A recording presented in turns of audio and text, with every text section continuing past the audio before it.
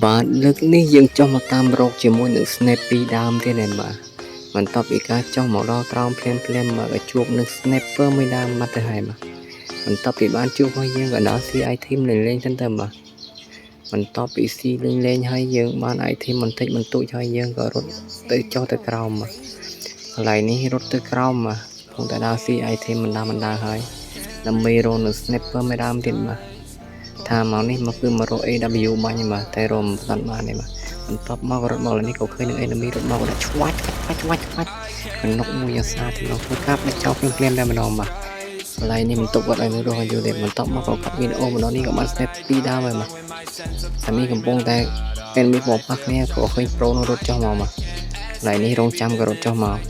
បន្ទាប់ពីគាត់រងចុះមកដាក់ snap មកផ្លាត់ដាក់មកគាត់ទីផ្លាត់នោះមួយអាសាតែម្ដងបន្ទាប់ពីនោះហើយយើងក៏ធ្វើការដាក់ចោលភ្លាមតែម្ដងតែបាទបន្ទាប់មកយើងរងមកចាំមើលទីមកកន្លែងនេះក៏មកដល់នេះបាទចិត្តដល់ pick ហើយបាទពេលនេះក៏ជួបជាមួយនឹង enemy បាទកំពុងតែបាញ់គាត់ផ្លាច់បាទបាញ់មិនត្រូវទេបាទគាត់បាញ់អ្នកតកបាទបន្ទាប់ពីបាញ់គាត់ផ្លា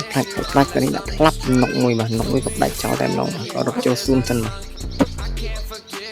បន្ទាប់មកយើងក៏មកដល់នេះហើយបាទនេះនឹងជាមួយគេដែរបាទសើស្គាល់ជាមួយបាទ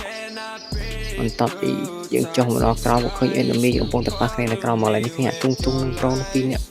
កំពុងតែបាញ់ប្រូមួយនៅពេលបាទកន្លែងនេះក៏ដាក់មកផ្លាច់តែមកខំនេះដាក់មកផ្លាច់ដាច់ធីមតែម្ដងបន្ទាប់ពីដាច់ធីមហើយយើងរត់ទៅមុខទៀតបាទរត់ទៅមុខទៀត enemy នៅសល់តែមួយដែរបាទនេះសល់ពីរបាទ enemy សល់ពីរយើងសល់មួយបាទទាំងពីរមួយបាទបន្ទាប់ពីពីរមួយហើយខាងក្រោមនោះក៏កំពុងតែប៉ះគ្នាបាទកំពុងតែប៉ះគ្នាយើងកំពុងតែរត់លបទៅសិនបាទលបមើលក៏សិនបាទកន្លែងនេះក៏ដាច់មួយបាត់ហើយបាទដាច់ស៊ូនបាទដាច់នឹងស៊ូនបន្ទាប់កន្លែងនេះក៏ឃើញគាត់នៅតែអលបាទតើឃើញគាត់នៅតែអលក៏ snap ក្បាលមួយទៅផ្លាច់បែកក្បាលតែម្ដងបាទអូហូ